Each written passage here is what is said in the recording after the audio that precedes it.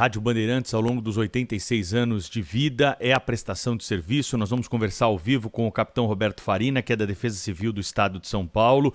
Hoje nós temos muitos alertas e ao longo da semana, na nossa programação, nós emitimos esses alertas com a palavra aí de especialistas, dos responsáveis pela previsão do tempo e também da Defesa Civil. Capitão Roberto Farina, foi montado um gabinete de crise no Palácio dos Bandeirantes para acompanhar esse vendaval que está chegando. Dá para monitorar o horário que vai chegar? Está confirmado mesmo que nós vamos ter esses ventos fortes mais uma vez em São Paulo? Muito bom dia para o senhor. Bom dia, Pedro. Bom dia a todos os ouvintes da Rádio Bandeirantes. Bom dia, Sônia. Bom dia, Cláudio. Isso mesmo. Bom dia, capitão. Bom dia. Mais uma vez, a Defesa Civil emite um alerta, né, em que pese nós estávamos em um alerta de ondas de calor, viu, Pedro? Até a vigência de ontem, sexta-feira. Hoje ainda nós teremos em alguns pontos do estado aquele calor, aquelas máximas beirando 35 graus, mas a Defesa Civil emitiu um alerta de quarta-feira, com vigência de ontem, sexta até domingo, de tempestades. Então essas tempestades, elas são decorrentes principalmente de uma frente fria que acabou de passar, ela está passando por Santa Catarina. Nós vimos aí, infelizmente, 2 pessoas faleceram ontem em Santa Catarina, decorrentes das chuvas, vários municípios que estão em estado de atenção, faz com que essa massa fria ela está chegando no estado de São Paulo e aqui pelo nosso monitoramento tende a chegar no final da tarde. Então, a partir de 15 horas, 16 horas, nós já podemos ter chuva em grande parte do estado. Os ventos fortes, eles tendem a chegar mais próximo do almoço. Como é uma previsão, nós estamos monitorando aqui com o gabinete de crise, os nossos meteorologistas, hidrólogos estão posicionados aqui no gabinete com esse objetivo de antecipar aqui as informações para que seja transmitido para todos os órgãos envolvidos no gabinete. Capitão, o Pedro falou antes, né, Pedro, que o dia está bonito por aí em São Paulo, né? Isso encoraja muita gente a sair. Esse é o caso de todo mundo ficar um pouco quietinho em casa ou de olho no relógio, capitão? Olha, Sônia, melhor forma é de ficar de olho no relógio. A gente não deve mudar a nossa rotina, nem gerar alarmismo, porque as mudanças climáticas, elas tendem a ficar. Nós temos o fenômeno do El Niño, que está impactando não só o estado de São Paulo, mas o Brasil inteiro. Então, por isso que as pessoas elas devem desenvolver, né, uma percepção do risco. Então, é lógico que hoje nós vamos ter aqui a probabilidade de tempestade, nós não queremos que aconteça nada de grave, por isso nós já estamos nos antecipando, mas pode acontecer. E outros fenômenos da natureza podem acontecer até o final do ano, até o ano que vem, e a gente não pode também parar a nossa vida por causa disso. O que nós pedimos é que as pessoas, ao receber essa informação, através da Rádio Bandeirantes, através dos canais de imprensa, que tem nos ajudado muito a multiplicar essa informação de forma séria, né, e de pese tem as pessoas, alguns canais não oficiais tentam colocar informações que não são fidedignas, que não têm fontes confiáveis. A imprensa tem nos ajudado a colocar a informação correta para que as pessoas, ao receberem essa informação, se antecipem aos problemas. Então, hoje, feriado, a gente está entrando num feriado prolongado, né? Segunda-feira vai ser feriado, o pessoal quer ir para a chácara, quer ir para a fazenda, ou muitas vezes quer ir para a praia, para o litoral, para as belas praias, né, de São Paulo que nós temos no litoral norte. Então nós pedimos que as pessoas se programem, busquem informações nos canais oficiais. A Defesa Civil ela está em todas as mídias sociais, através do @Defesa Civil SP. Nós temos os canais oficiais da Artesp para buscar informações em relação a rodovias.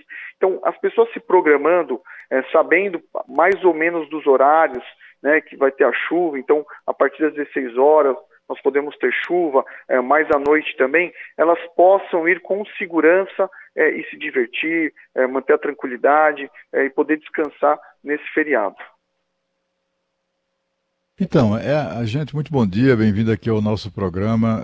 Eu gostaria de saber o seguinte: o grande temor dos cidadãos, com toda certeza, além das questões de segurança e dos contratempos naturais num episódio como esse, é novamente apagão, né?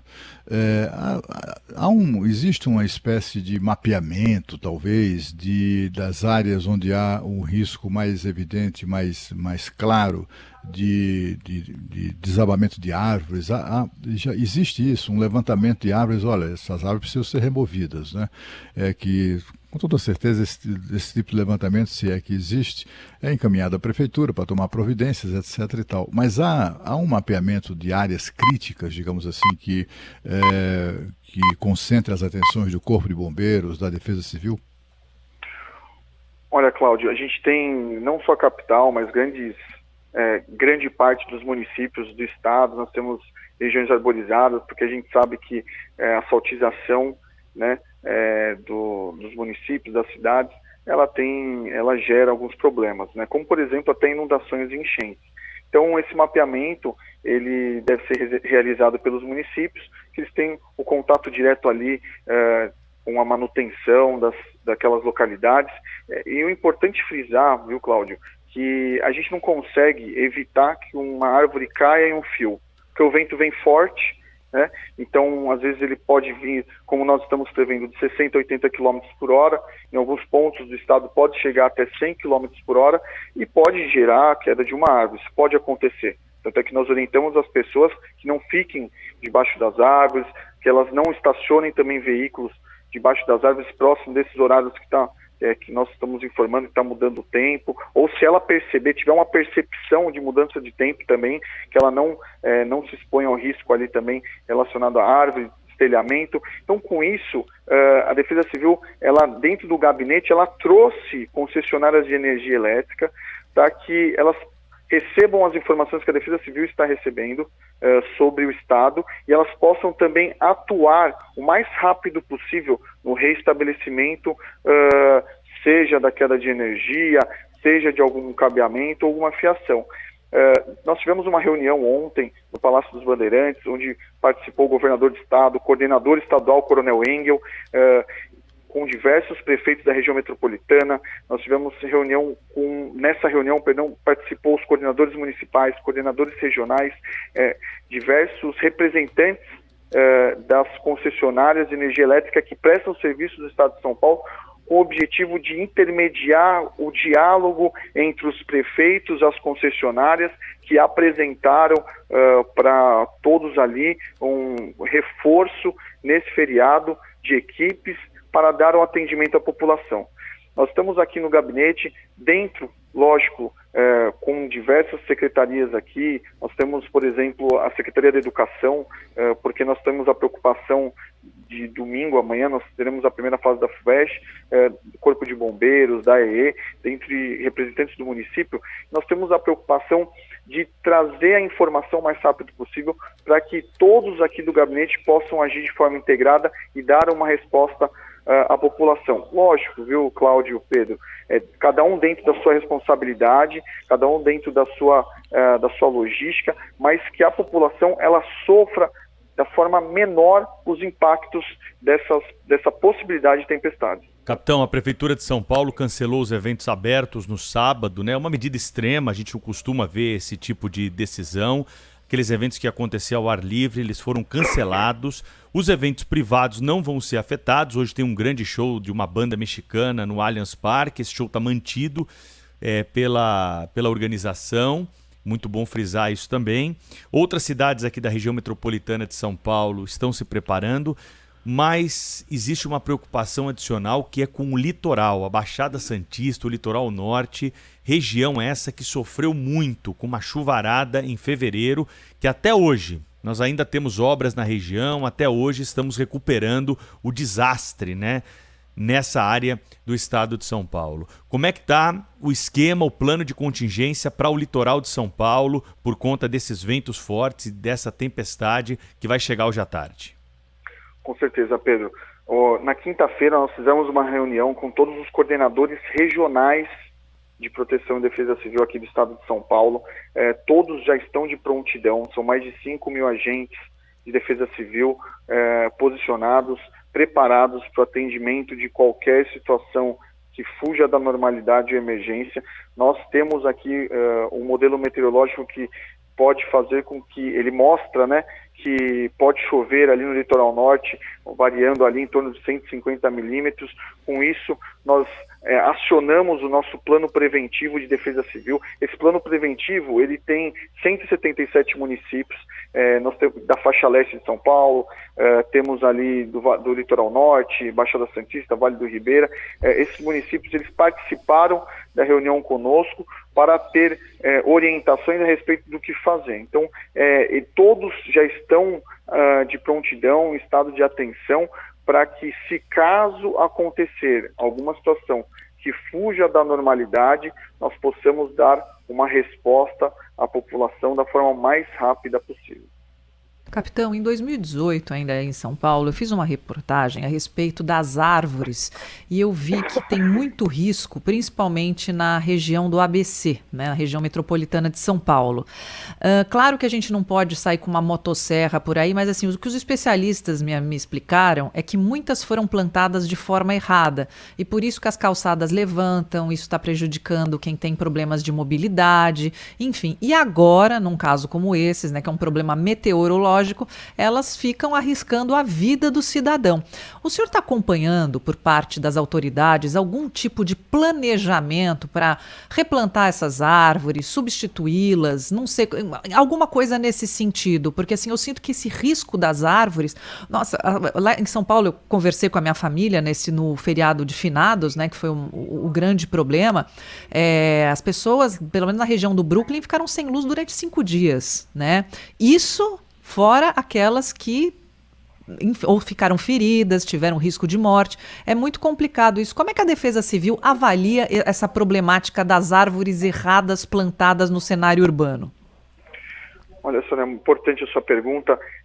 O Brasil está passando por um momento de amadurecimento em relação às mudanças climáticas. Então, hoje, nós estamos aprendendo com diversos países que já têm a resiliência, né, sobre catástrofes. Por exemplo, o Japão. O Japão, ele já tem uma resiliência a situações trágicas desenvolvidas por fenômenos da natureza, com ferramentas, equipamentos e até a conscientização da população muito grande. Então, essas políticas públicas relacionadas às cidades resiliências a pauta do momento, é o que nós estamos trazendo também. Então, a Defesa Civil, ela está buscando em diversos lugares, como por exemplo na ONU, nós estamos buscando muito conhecimento em relação a isso, e os municípios têm desenvolvido algumas políticas. Então, para isso, o que a Defesa Civil criou, juntamente com uma orientação da Organização Nacional, da ONU, Organização Nacional, nós criamos ali o Prêmio de Municípios Resilientes. Esse prêmio, ele vai trazer as políticas públicas de cidades resilientes que fazem com que as cidades tenham ações preventivas em relação a catástrofes e tragédias. Então, elas são pontuadas, elas recebem essa pontuação e depois são premiadas. Então, esse ano nós já fizemos uma premiação, o ano passado também, e a tendência é manter esse prêmio para fomentar as políticas públicas resilientes nos municípios, como, por exemplo, a poda de árvores, o mapeamento da questão das árvores, que nós vimos, viu, Sônia, não somente árvores velhas caindo, nós vimos também árvores novas, como você bem pontuou, né, plantadas de forma errada. Então, a política pública de resiliência é fundamental para que nós possamos passar por essa evolução nesse momento de mudanças climáticas que nós estamos passando, não só em São Paulo, mas no Brasil todo. Agora, capitão, cá para nós, né? A boa notícia nessa história toda é que São Paulo tem muito mais árvores do que as pessoas imaginam, né? É impressionante. Eu me lembro, há uns anos atrás, quando era prefeito o Bruno Covas, ele fez uma viagem ao exterior e ele dar as costas, aconteceu um temporal semelhante. E naquela ocasião eu estava inclusive em São Paulo nessa ocasião, foram noticiadas a derrubada, que os ventos derrubaram cerca de 600 árvores. Muita coisa, né? Com danos, enfim, com todos os problemas que isso pode ocasionar, inclusive apagão em áreas importantes da cidade, etc. Só que isso continua. Eu estou falando, sabe, capitão, de uns 4 anos atrás, né? eu acho que é mais ou menos 4, 5 anos atrás. E o problema continua, assim, ninguém faz nada, a prefeitura não age no sentido de retirar essas árvores. A Sônia toca num assunto que é muito importante. Aqui em Brasília, por exemplo, há uma preocupação nesse sentido de remoção de árvore, há um programa permanente, que não cessa enquanto isso não for resolvido totalmente, de substituição de árvores. E não são árvores que ficam em calçada necessariamente, árvores em qualquer lugar do Distrito Federal que são inadequadas ao clima. As pessoas plantam até bem intencionadas, ou por ser uma árvore, ou por ser uma árvore frutífera, por exemplo. Enfim, as pessoas que plantam árvores são sempre bons cidadãos, né? Eles só não têm a informação precisa sobre que tipo de árvore é adequada àquele solo, né? Aqui é um programa permanente de retirada dessas árvores.